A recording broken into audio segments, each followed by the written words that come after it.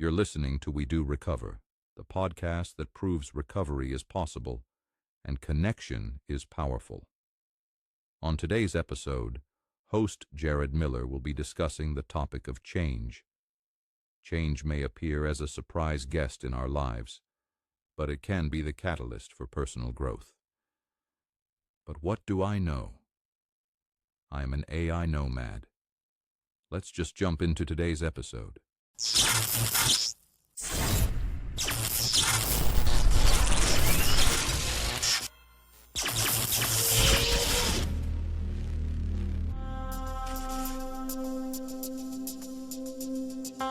Hey, welcome to episode 173. I appreciate the introduction, Nomad Joe. I got a funny story about Nomad Joe. So different podcast format, different studio today. I'm super excited to be recording in a studio that I put together. I'm taking my podcast back. We've had some great experiences doing recordings in different studios.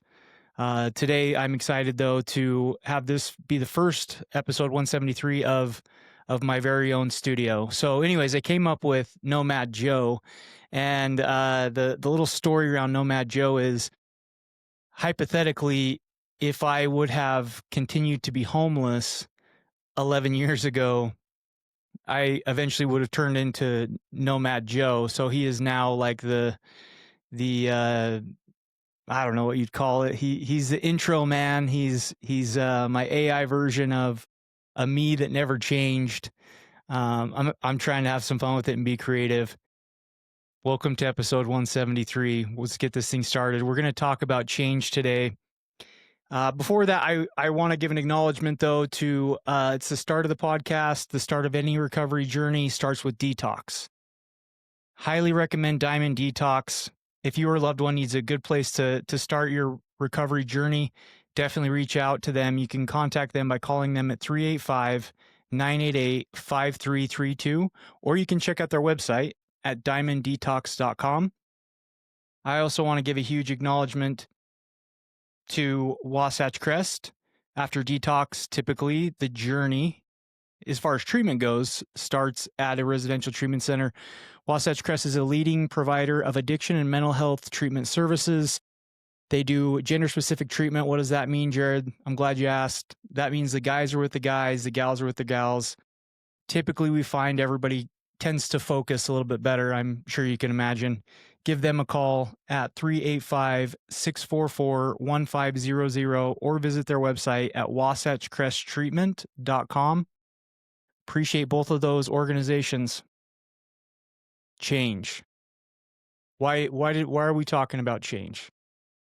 Several different things. Number one, working in the realm of counseling and working with human beings, I find change tends to be something we all struggle with, right? Typically, change creates stress, and even acute stress, the good kind of stress, still, if we understand it better, we can use it in more of a productive way. If we don't understand it very good, it turns into chronic stress. We all know that's bad. So today we're going to talk about the two different types of change. One is going to be internal, one is going to be external, and I'll talk about it in that order. Before that, though, I would love to just check in with the listeners. It's been a while since I've had the opportunity to jump on here, do a podcast, so this is pretty special for me today. There's been a lot of change, if you will, in the world, and change isn't always easy. So maybe today it's more about me than it is about you. But if you're like me and you're going through some type of change, whether it's internal or external, hopefully you can relate to this. Man, if you're making it in the fall of 2025, my hat's off to you. The world has become a crazy, crazy place. Since my acknowledgement of recording some of these episodes, I've lost a good friend, Joe Nestor. And that hit near and dear to my heart. I think I've since then just kind of been in a denial and a fog around the loss of my friend Joe Nestor. I've reached out to his wife, who's a dear friend of mine, and my wife, Mandy's, Faith, and I've asked her if she'd be willing to come on and if she'd be willing to share some of his last days with us, and the process of his disease of addiction and the things that kind of happened, and share as much or as little as she's comfortable sharing. And more than that, I really want to be able to just remember Joe, tell some stories, how I first met him, some of the hilarious pictures that I have, and moments of being with Joe backstage. I had the opportunity to meet Joe like 3 years ago when I was asked to speak back east, in Pittsburgh, Pennsylvania. And what a beautiful human being. Strong inspiration to me. His music still to this day hits a special place in my heart. And it's been hard. It's been hard. Some of the other stuff that we got going on here in the fall of 2025 on a little bit lighter note is the Ryder Cup. Yes, the Ryder Cup. For those of you that don't know what I'm talking about, that is golf. If you're familiar with golf, the Ryder Cup is basically the U.S. plays a European team every 2 years. I've kind of been getting into it. I first started getting into golf. Dr. Sellers, my co-host, got me into golf like 3 years ago. And I'm sure you've heard on previous episodes, I am now fully addicted. It's true, to golf. And listen, I'm not just like trying to be cute here. Golf, in my opinion, is just as addictive as H was back in the day. You know, it's that one shot that keeps you coming back. It's hitting that one drive that just goes straight down the middle, and 250, 275, 300 yards out that keeps you coming back, and chasing that, scoring 100 and then trying to break 90, and then, the goal to break 80. 2 days ago, I met that goal of breaking 80 for the first time. I shot a 77. Of course, now I want to get to par, right? Now I want to get to 72. I want to, I don't want to be 5 over. I want to get down to at least scoring par in one round. And so it's just, how it goes. This is a podcast about addiction, about addiction. And that's something that is a joy in my life. It's something that me and my wife get to do together, get out with friends. And if you're watching this, yeah, I'm smiling because that's joy to me. That's community, that's connection, that's camaraderie. So that's been a good thing kind of going on in my life. I'm sure you guys are familiar. In the last 6 months, professionally, I've had some change, if you will, to take a minute to check back in. I now help individuals. I still do some counseling, but I help individuals find places for treatment. That's the main part of my job. So definitely, if you're listening to this and you know somebody that's struggling, or if you know somebody that just could benefit from a phone call, some direction, definitely get a hold of me, reach out. I would love to be the person. You're going to think this is cheesy, but spiritually, when I pray to my creator, our creator, however you want to say it, I ask to be a lighthouse to help those out stuck at sea find their way onto dry land. So yeah, that's what I get to do professionally. That's something that I've been learning to do, and enjoying, and getting out and getting in the community and helping individuals with that. So, yeah, what else? There's a lot of stuff. I don't want to take up too much time here. I just wanted to check in with our listeners, let you know that I'm not dead. The podcast hasn't stopped. We have just taken some time off to refocus, get restructured. Like I said, I'm taking the podcast back. I'll be producing it, filming it, the whole thing, which gives me creative control over the content, makes it so that I can schedule interviews with people who are willing to come on and share their experience, strength, and hope. And that is the anchor of the podcast.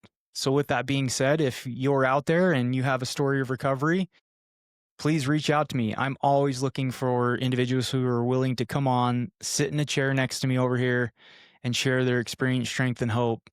To me, that's what the podcast from day one has always been about, is sharing those stories. And I think it's therapeutic for the people that are willing to come on and share their truth and share their experience strength and hope.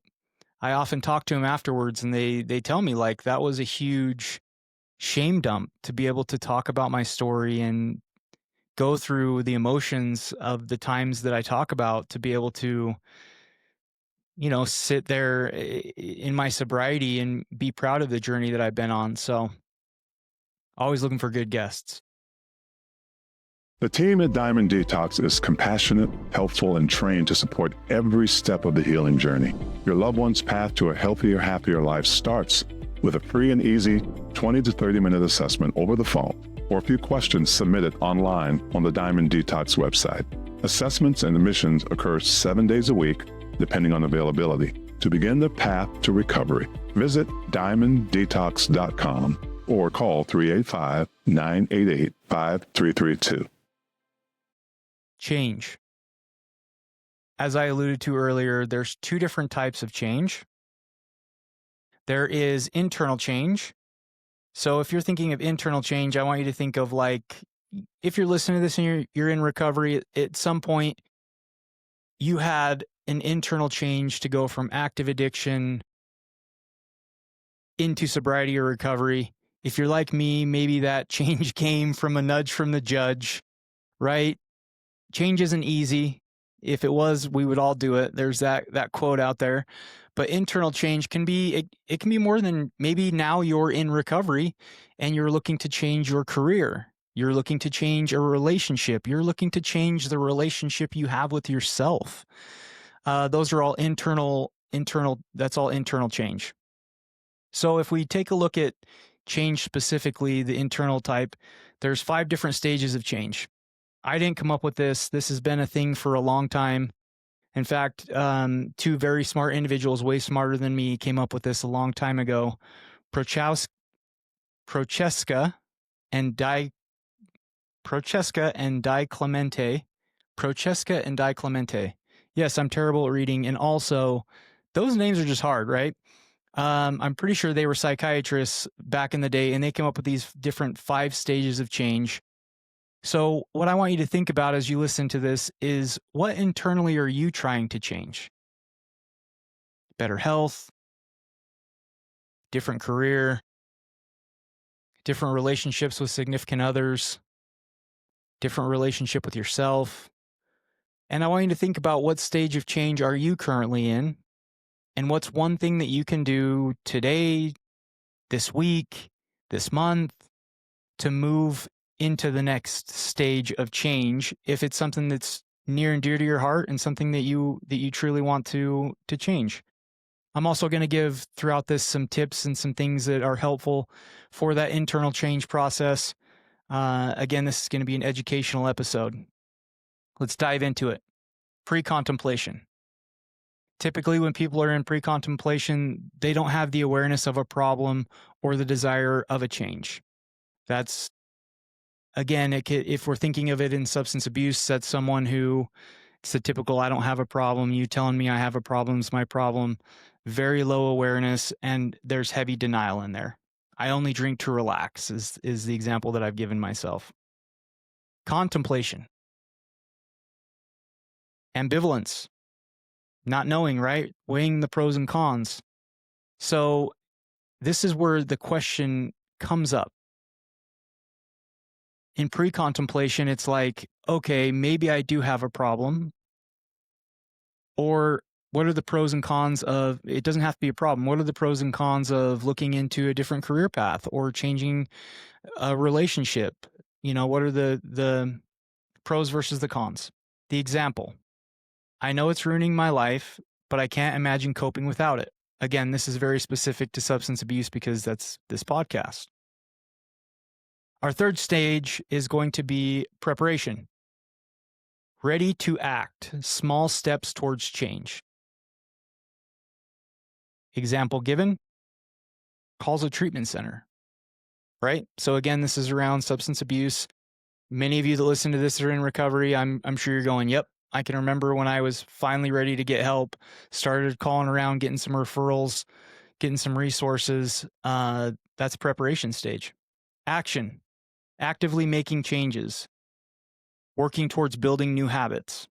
The example of that is attending treatment. 30 days into sobriety, you're still trying to figure stuff out, but you're taking the steps to making that change. Again, please think of the change that you had in mind, whether it's, all the examples that I gave. I don't want to continue to repeat myself. And what stage of change are you currently in? And then the fifth stage, according to the two individuals that I cannot pronounce their names very well, is maintenance. Sustaining new lifestyle, right? You've made the change now, and so you're in the maintenance phase. It's continuation of. Continue to work those neural pathways in the brain until that just becomes your new reality. Specifically for substance abuse and mental health, I want to throw another one in there. You know how I do this, right? I put my own little spin on ancient wisdom. Stage 6, relapse or renewal. As I say, relapse can be a part of recovery.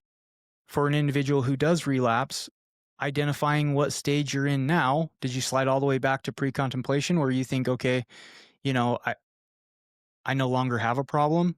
Or are you in that preparation stage where it's like, okay, let me reassess, what do I need to do to get back on track? Or the renewal, right? Like renewing your commitment to the changes that you've made. So there's the internal change. And I want to share, this isn't just going to be data driven. I have a little story about before I got clean 11 years ago.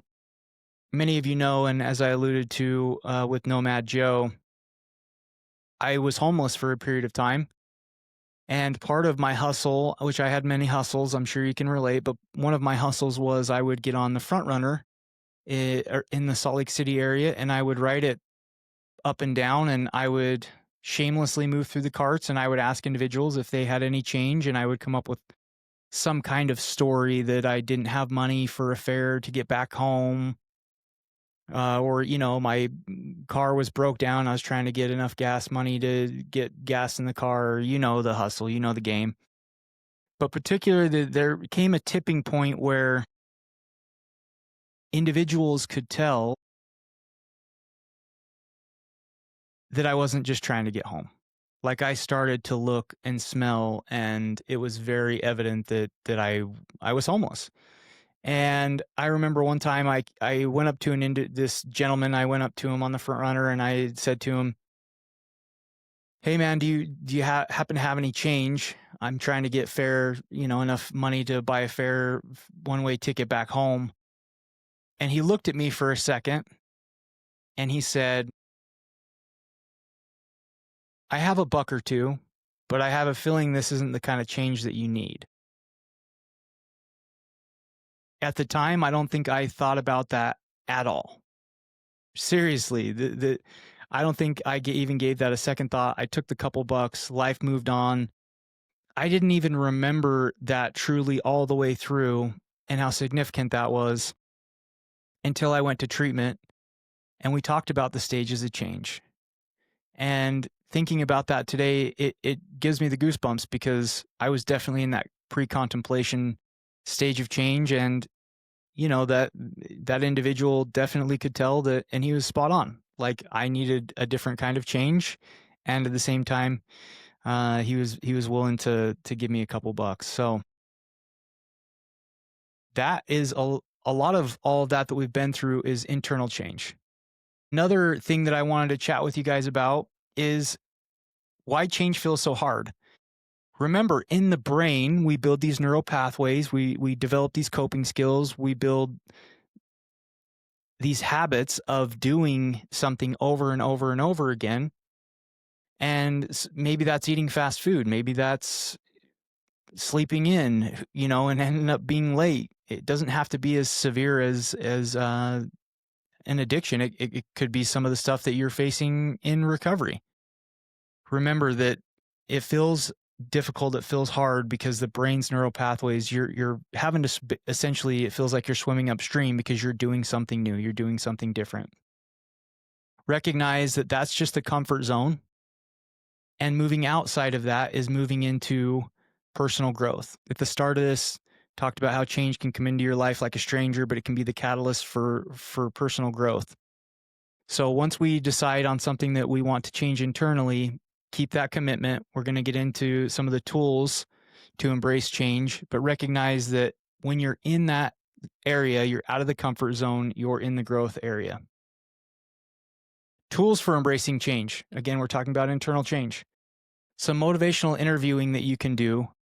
Ask yourself, journal about it, write it down, whatever works best for you. What would happen if I made this change? In other words, if I'm in early recovery and I'm working a job that I really cannot stand and it's starting to become apparent to me, I might have fear. I might have some panic about looking into another job, fear of failure. What would happen if I did? Essentially, what's the worst thing that could happen? Maybe a little bit of damage to my ego. We learn in recovery all the time. Ego is the enemy, right? So, and then ask yourself, what would happen if I don't? Sometimes for me, that's an even more powerful question. What would happen if I don't make this change in my life? Remember, we're looking for micro steps, small daily steps that can transform over time. As they say in recovery, a couple things, take it one day at a time, and easy does it. I think that that's one of the biggest things when I'm sitting down working with an individual, navigating the roads of recovery and they're new to it, is easy as we go, right? Take it easy. Sometimes we're trying to conquer Rome in one day, and the reality is brick by brick, we lay that foundation. Before we know it, we'll be looking back and be amazed at what happened, but we have to take it easy. We have to take it slow. Are you the type of individual that, you're sober, but you have to polish off that can of Monster and, rush to your very next appointment and you're still living life in chaos? That could be me on most days if I'm being fair, so don't feel like I'm calling you out. That's still the sign of the tism, right? The alcoholism, the addiction-ism, that's still a sign. And so just being mindful of that and taking it easy, right? Take it one day at a time, take it easy. I want to ask you this reflective question. What stage of change are you in right now? And what's one step that you can do to make progress today? If you are working on some type of intrinsic internal change that you're going through, I highly recommend supporting that through a couple things. Journaling is great. It's a form of personal accountability. You can check on your progress every single day. I also recommend, just like we do in recovery with a sponsor, find an accountability partner. If your change that you're wanting to make is spending less money on Amazon, don't ask my wife about why I would come up with this one. I promise I don't have an Amazon problem. See, I'm in denial about that. But, right, I'm sitting here thinking of changes I could make today. Find an accountability partner.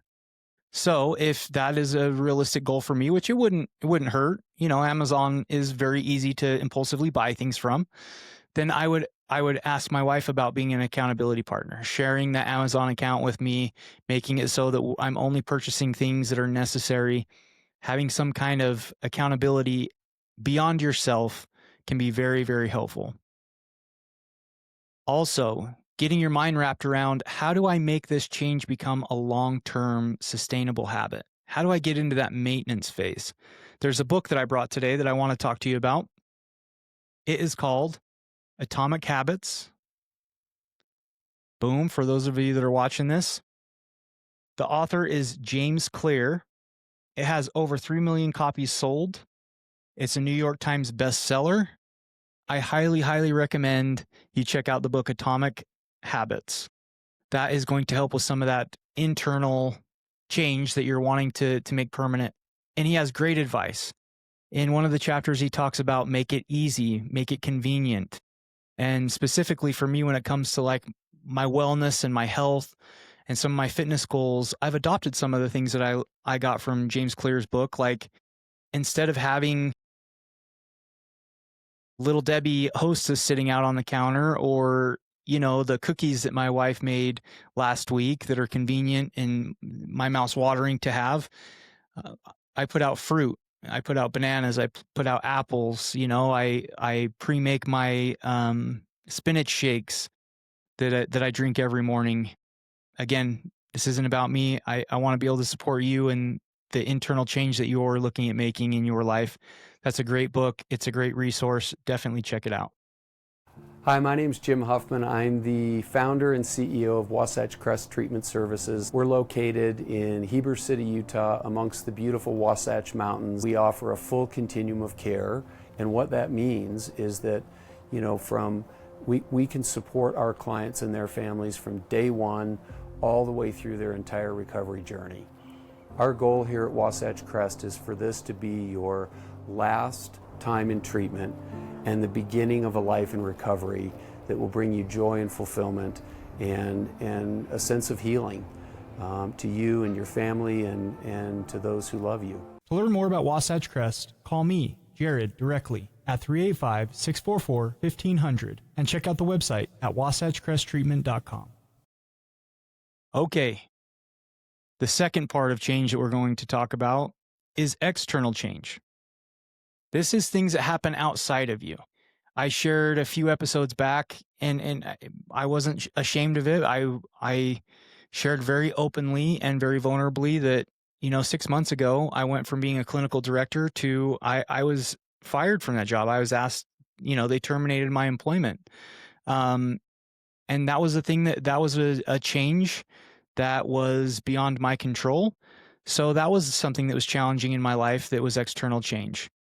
Recently, this podcast, for 5 years, we did it at Utah Tech University with Sean Denovan, who I love dearly. He's a good friend of mine. In fact, he helped recommend a lot of the equipment that I'm using today. And ultimately, he came to the conclusion that he had too much on his plate and he wanted to take a break from podcasting. We'd been doing it for 5 years straight, one a week, almost every single week. Like, I don't blame the guy, but that was external change. That's something that happened that outside of my control. We moved to Blue Form Media, who did a beautiful job. They did a fantastic job. Unfortunately, I don't own a major corporation, and Rise Up Supplements doesn't produce enough profits for me to spend thousands of dollars a month on podcasting about recovery, which I'm very passionate about. And so, again, external change. So here's some of my little notes. Hopefully this will help you to adapt around external change. Acceptance versus resistance. What does this mean? This means acknowledging the change instead of fighting it. Resistance often creates more stress than the change itself. Again, I'll read that again. Resistance often creates more stress than the change itself. Something that you can practice saying to yourself, this is happening. How can I respond in a way that aligns with my values? Love that, right? How much of the anxiety and the fear and all of the catastrophizing comes from resistance to things the change that might be completely outside of our control.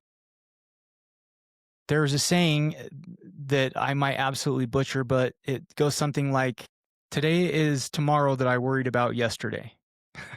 I might have completely butchered that, but basically try to live in the moment. If you're worrying, you're catastrophizing, tomorrow's going to come. And most of the time it's going to be okay. It's going to be okay. This is one of the points that I counsel the most on with individuals who struggle with external change because of resistance. They fight it instead of find acceptance in it.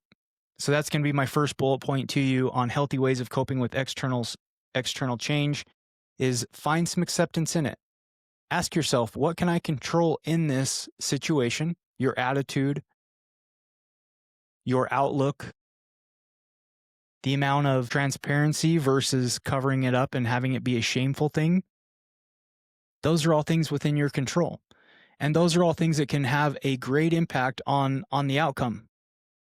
Okay, I'm getting long-winded here. Number 2, grounding in daily routines. Why this helps. External change disturbs stability.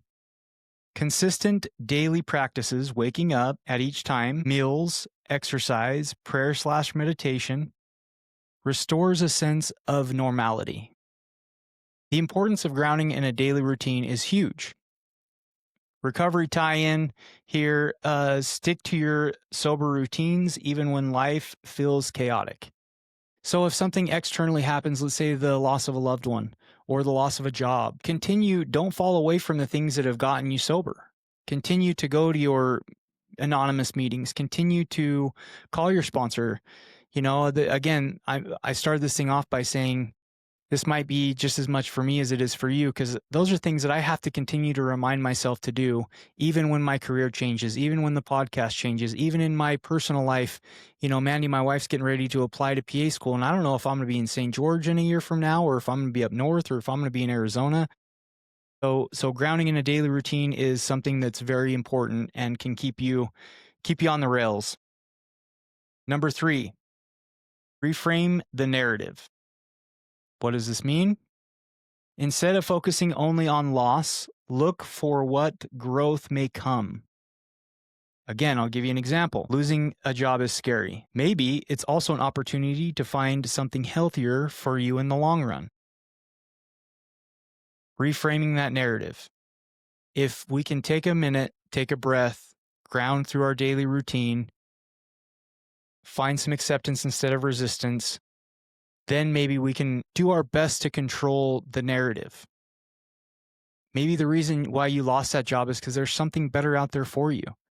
Maybe the reason, you lost that job is it's the universe, it's the cosmos, it's your higher power steering you in a direction that you need to go ultimately. Remember, life's just an illusion. Too many times we get this idea that we have all this control over our lives, and the reality is life is a dream within a dream. So continue to work that third step, turn your will and your life over, and reframing the narrative can be a positive step in coping with external change in a healthy way. Number 4, lean on support systems. Yeah, I think I'm the one that talks about this on the podcast the most. Why it helps: community and connection are protective factors against relapse and repair.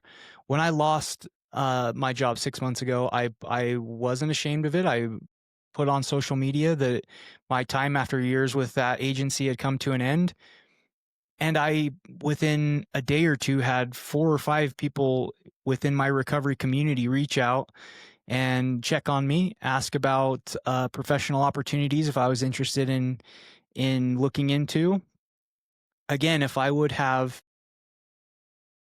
coped with that external change in an unhealthy way, it definitely, by shame, not talking about it, spiraling, not getting out of bed on time, it definitely could have had a much different outcome. I'm using my personal stories to give you examples, but I'm sure you can think of examples yourself. So lean on those support systems, call a sponsor, get in and see a therapist, especially if it's something like grief. Grief is such a tough thing that we all go through in life. None of us go through life without experiencing grief. So get in contact with a therapist. It could be a trusted friend. Continue to attend your anonymous meetings. Share instead of isolating. That's the big thing. Remember, your disease lives in isolation. So share it. Number 5, focus on what you can control. I feel like we've already touched on this a little bit. The strategy here is list what's within your influence, your actions, your mindset, your self-care versus what isn't. The economy, your social media feed, the news, other people's opinions, other people's choices, other people's actions. Those are all things that are outside of your control. So focus on what you can control. Control the controllables. I like this little outline. I gotta say, I impress myself sometimes. Control the controllables. What does that look like in your life? What external changes has happened that you might be struggling with, and how do you control the controllables? Number 6, mind-body practices. Yes, we're going to get hippity-dippity up here in episode 173. What does that look like? I should have brought my buddy Darren Judd in here. This is his thing. I always call him a dirty hippie. I love the guy. Shout out to Darren, one of the clinicians that I've worked with. Breathing exercises, mindfulness, doing yoga, journaling, getting outside and going for a mindfulness walk. I call it hippity dippity and I make fun of it, but listen, it's only because I have done these things and I've found that they've been absolutely life-changing in my life. And, so this big wannabe macho guy isn't too proud to say that, yeah, Wim Hof breathing has been a game changer for me. It's been an amazing exercise. I find if I don't do it daily, it doesn't always have the breakthrough that I do, that it can have when I just do it every single day, make a habit of doing it.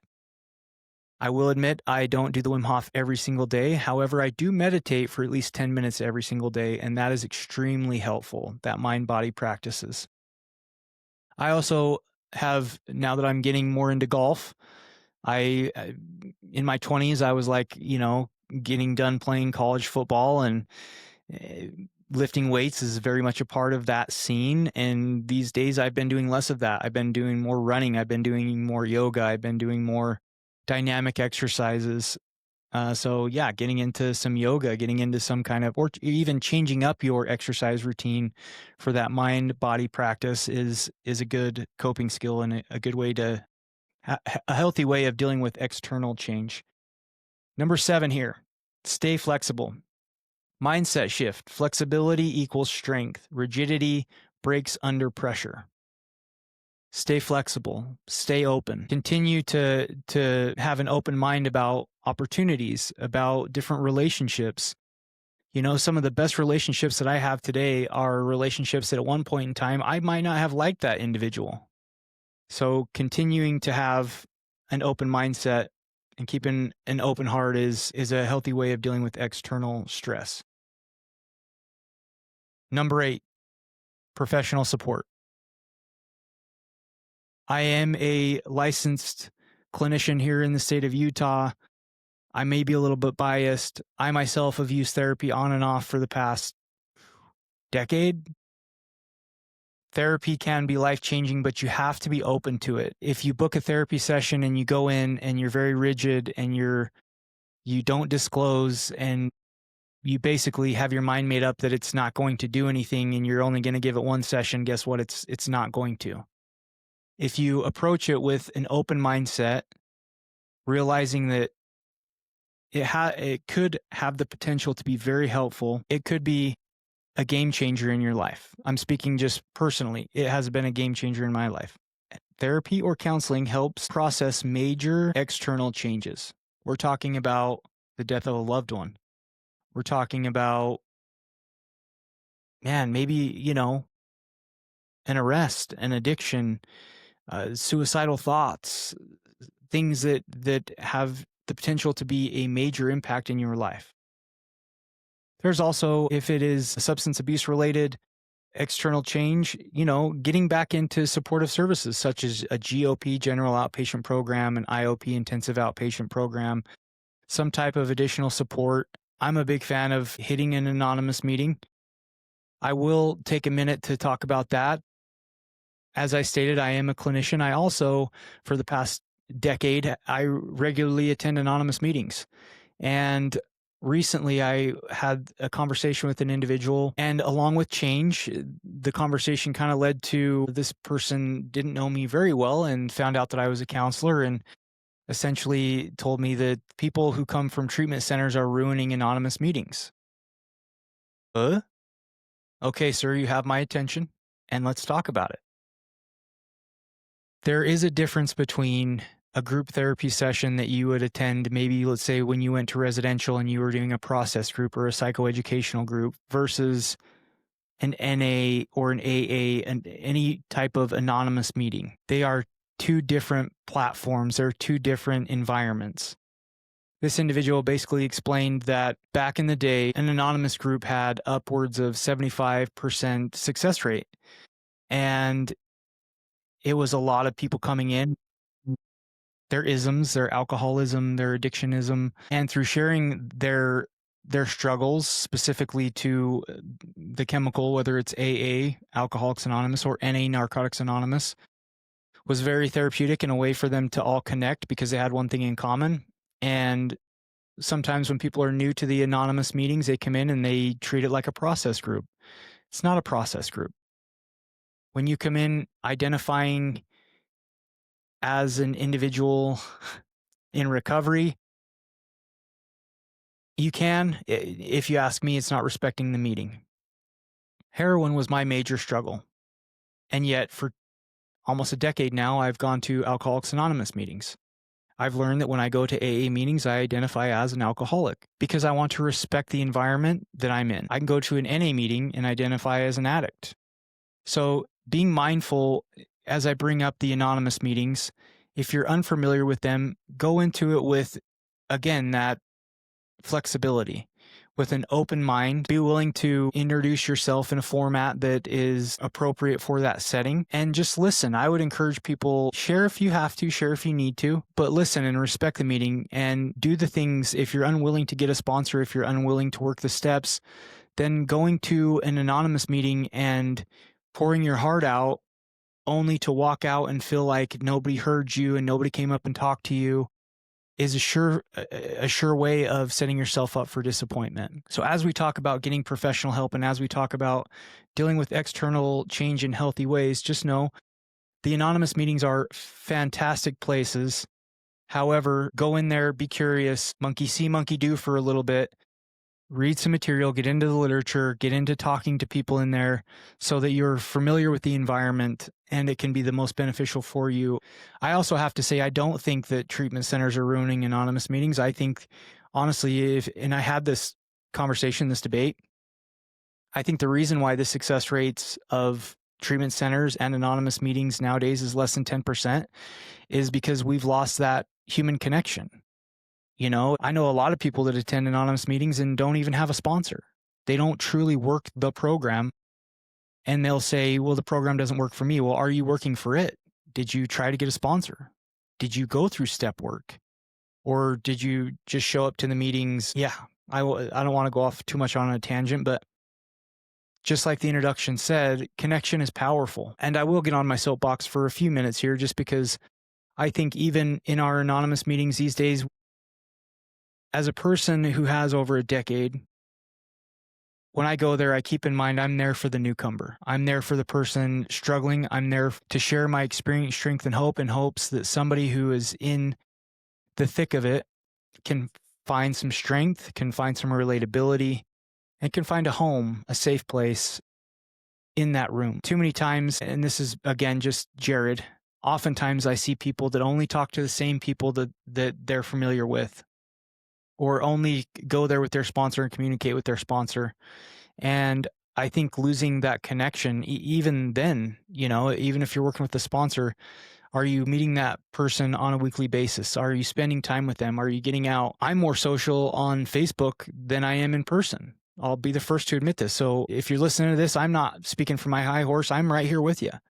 I can be socially awkward at times very much. I can think of an instance yesterday. I went to a detox and brought in, you know, some donuts and was visiting with the staff and asking how things were going. And I'm telling you, I was socially awkward as you can be. And yet later that day, when I saw one of the individuals pop up on Facebook, I got on there and commented and made a very social comment and it's just, yeah, that's what I'm saying. It's way too easy to just send a text message. It's way too easy to just get on Facebook or some kind of social media and feel like we're connecting with people. That's not true connection. The old face-to-face, chest-to-chest, getting in front of somebody and working through that social awkwardness, I'll speak for myself, is a big part in outcomes, in whether, you know, you have long-term success, whether the success rates are under 10% or above 75%. So that's my little soapbox that I'm going to talk about when it came to that conversation. And you know what? I'm also appreciative of the individual coming up and talking to me. I'm glad that people can share their thoughts and their opinions with me, and I accept it with an open mind. And I'm all about, yeah, let's have the conversation. 173. I feel like it's in the books. Thanks for joining me today for episode 173. Change isn't about being perfect. Last little thought here. It's about progress. Every step you take forward, no matter how small, is proof that you're capable of transformation. If today's episode spoke to you, share it with a friend who might need the encouragement. And if you're on your own recovery journey, know this, you don't have to do it alone. Until next time, choose continuous growth, keep choosing hope, and keep choosing change. We'll see you back here for episode 174 in our new studio in the very near future. Stay safe, stay sober.